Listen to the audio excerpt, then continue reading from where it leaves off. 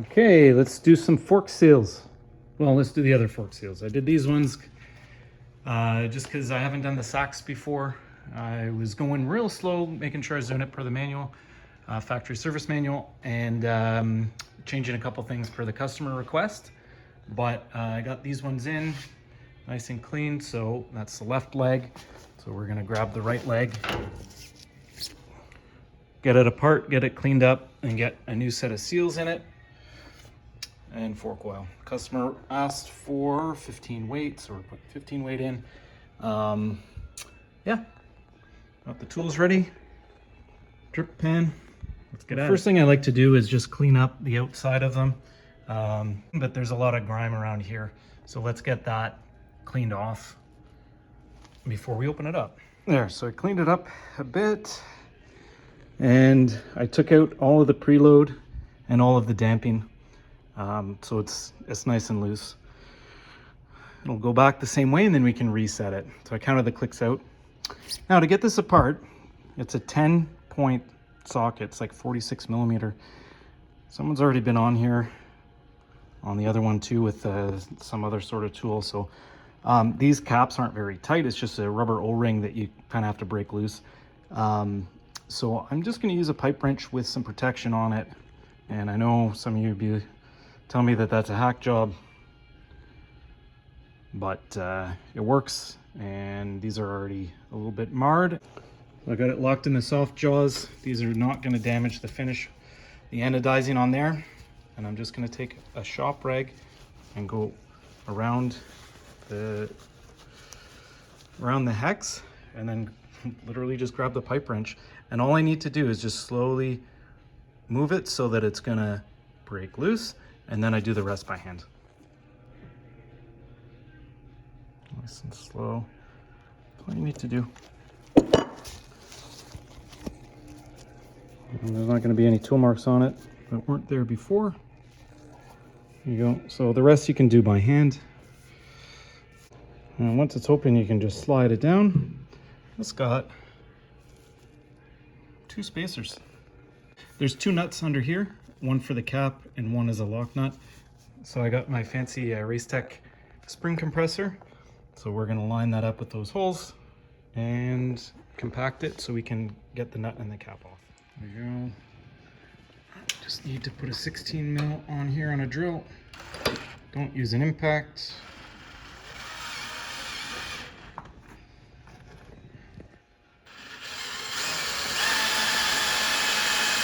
There you go. I didn't even need to compress it that far. But I can take, kind of like the Showa rod holder, stick it in there. So this is useful for on reassembly. I got another trick to do it on these ones too, because the Motion Pro tool doesn't fit on the rod here, the damping rod, just the way the cap is. But your friend is a long metric bolt, just to go down, thread in a couple of threads and pull it up. But for now, so we got a 17 mil, and I crafted this fancy thin-ish 17 to fit in there nicely.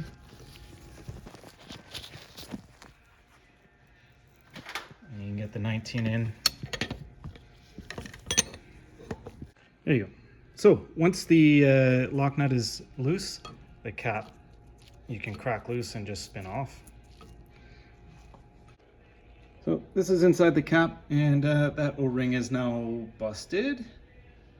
So that's gonna have to get replaced too, like I did on the other one. Probably common, I don't know. In any case, I like to lay everything out. I got these baker sheets just to throw all the components on. But, the spacers. It's fairly clean. Washer, spring.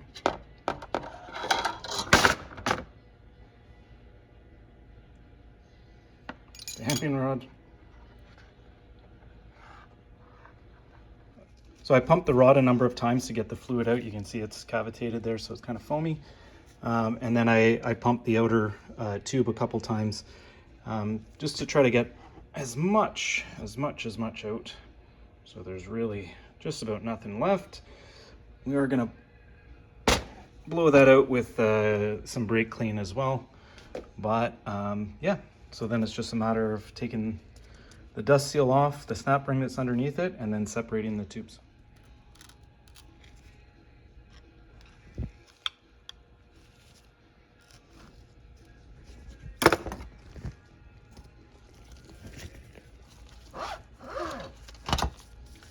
There. Extremely difficult with one hand. There we go. Do that like that. So I'm gonna grab my heat and I'm gonna heat up just the edge of the outer tube here, just to give it a little bit more ease to come apart.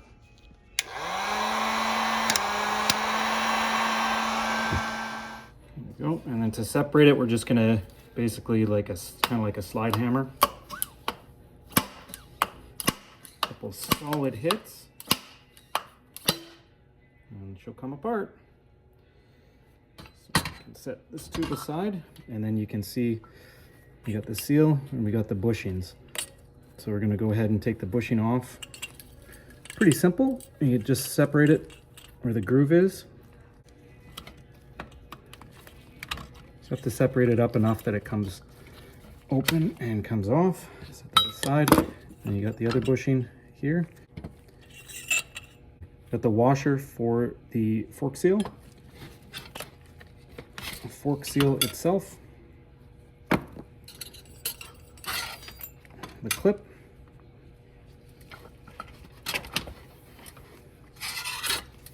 And the dust seal. So what we're putting on is the SKF Greens. And we're going to go just right in the opposite order. I'm going to clean this up first. All right, so I got all that cleaned up. I cleaned up the bushings a little bit. I'm just going to put a little bit of fresh Motool on the seals and the bushings and everything before it goes back together. Just a fingerful, just so it slides over the tube. And I got these bullets that go on. So if you didn't have one of these bullets, which is super easy to get on it and just helps the seal avoid getting nicked on these guys right here, you can wrap electrical tape around there to basically to take up that gap and to get rid of that sharp, well, it's not really sharp, but get rid of the edge so you don't risk damaging the seal. But these things work a treat. You go on like that, give it a little bit of lube on that guy too. And when you put on the dust seal, it should just slide right on. Get the clip, the oil seal, and remember the oil seal, the open end goes towards the large leg.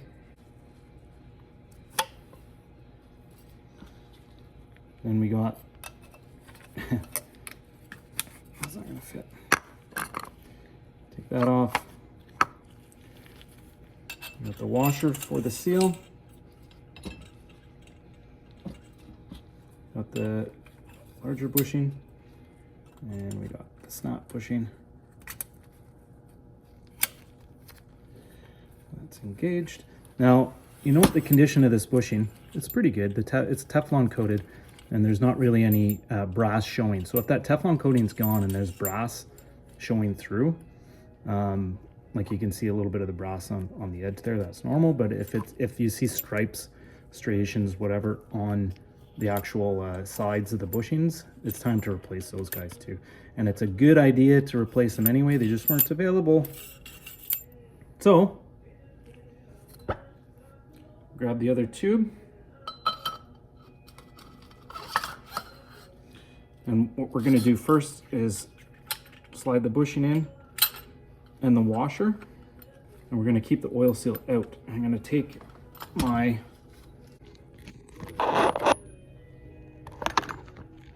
does this work? We're going to take the seal driver.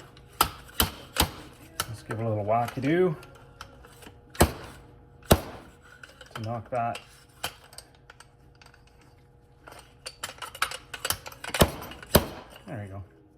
knock the bushing back into place. Then I am going to slide down the oil seal. And we'll assemble this comme faut.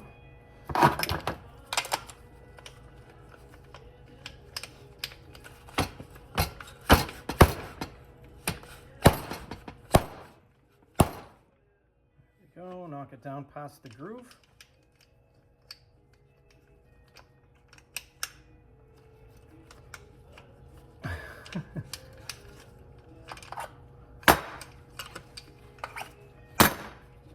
Now we're going to slide the retainer back down, pop it into place. You should hear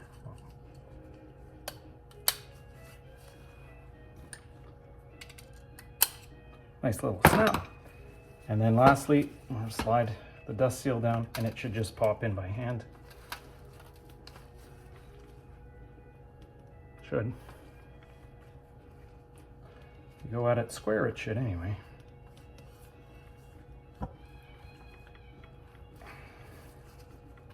There we go. There you go. Lovely. And now you can show off to all your friends that you got the SKF Green seals in.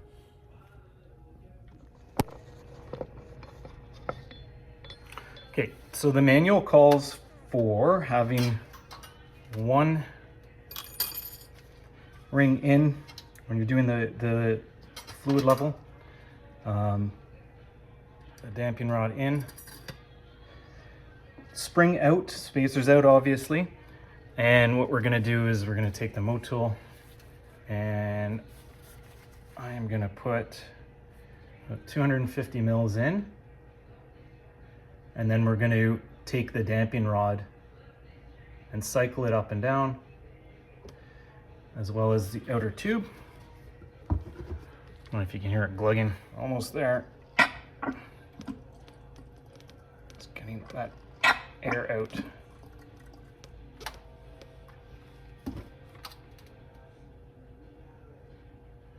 And then we'll set the air gap in the fork from the top down.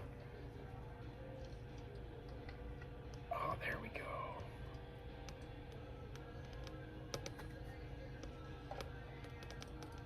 There we go. No air. And that took about 250 mils. So the other one was not very much,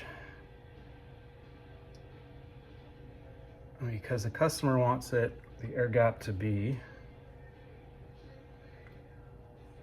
120 millimeters. So I got my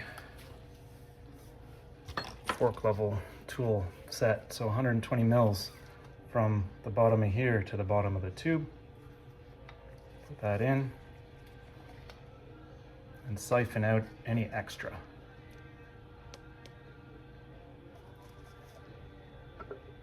We're almost there.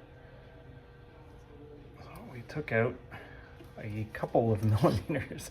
So I got it pretty spot on to begin with, which is rare. Usually I'm pulling out quite a bit. Spring goes back in. Washer. And the spacers.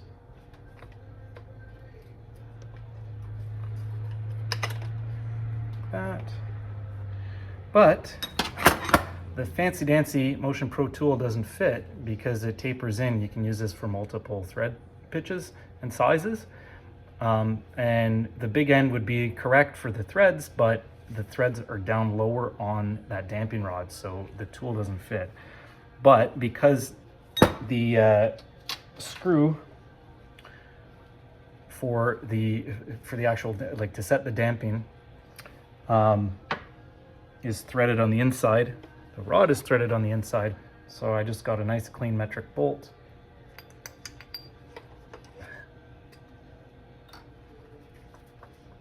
And thread it in just a couple turns so I can pull it up. Voila. There we go. And for right this second, I'm just going to throw this guy in there so I can pull it back up quite easily. Oh, you can't see that. So I just threw the the damping rod holder tool in there just to hold it for a moment, because what I need to do is set that aside and go find my O-rings to replace the O-rings on this little guy. All right, I got it set back up in here. I got the damper rod holder. I used my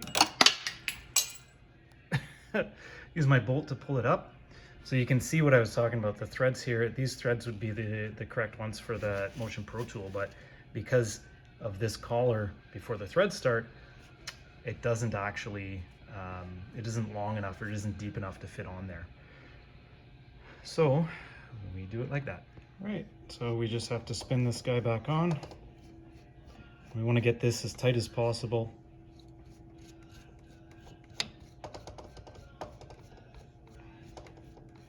It was almost, there we go. So now that is tight by hand. And we can slide the lock ring back up, and then I'm going to jam them together same as we took them apart. All right, so now that that's tight, I'll take my holder tool out. And now this can drop back down into the tube like that. We'll release the tension on the spring, and then we can screw the cap back in.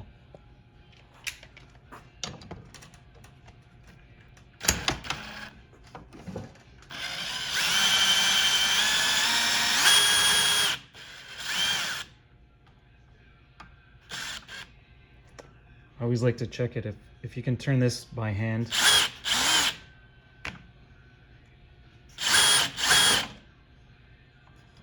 And it's loose. On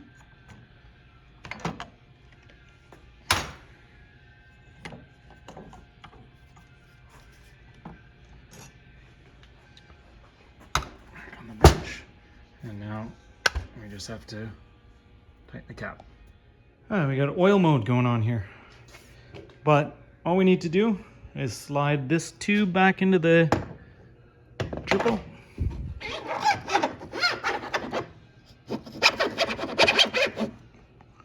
And we're gonna have it down 3 notches, just like the other side, like that guy. Same thing. We'll tighten it down, then we'll torque everything. Throw the wheel and the brakes back on. Good to go. Another job well done. Epilogue.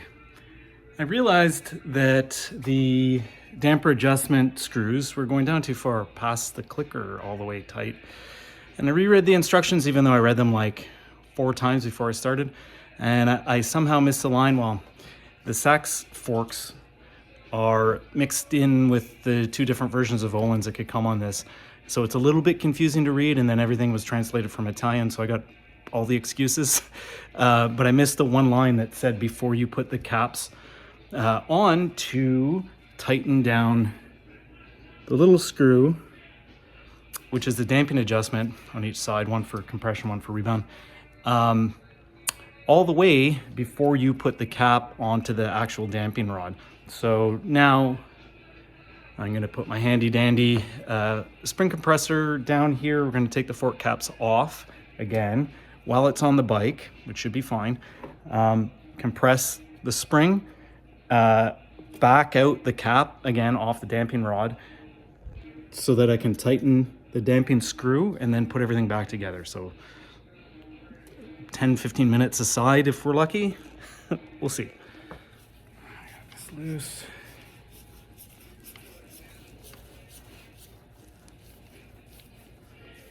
Hopefully it's not too much of a problem.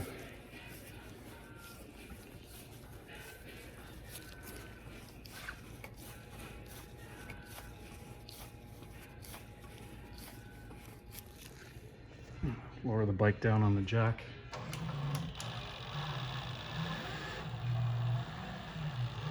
Just enough so we see the holes. And then hopefully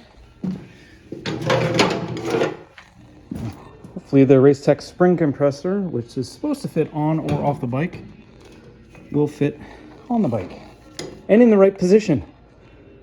Let's find out. All right, in place, you can see. So I just got to loosen this off. Hopefully but managed to make it work on the bike. Look at that.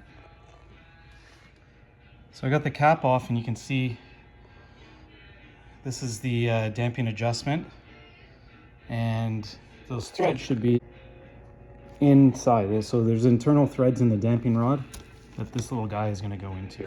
So I'm going to push that down, and then I'm going to tighten it all the way, and then put the cap back on, tighten the cap down. There we go, back together, tight. This is better because it was going past the clickers when I put it all the way tight. It would keep going past the clickers because it wasn't in the right position, clearly.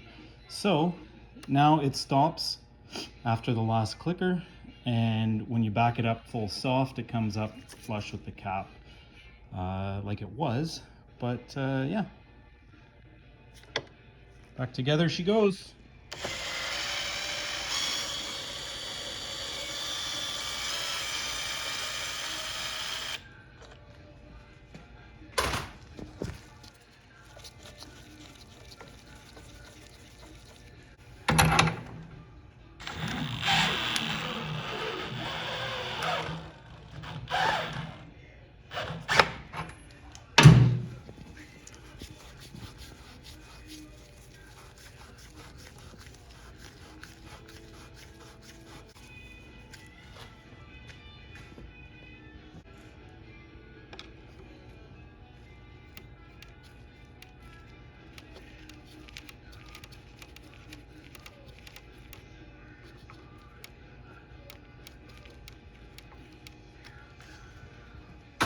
Other side in progress.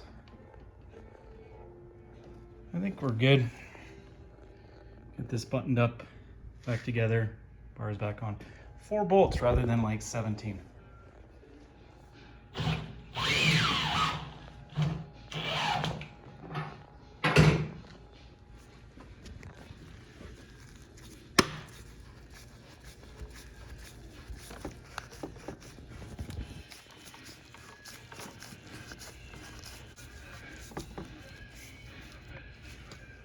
And we're done once again for the second time.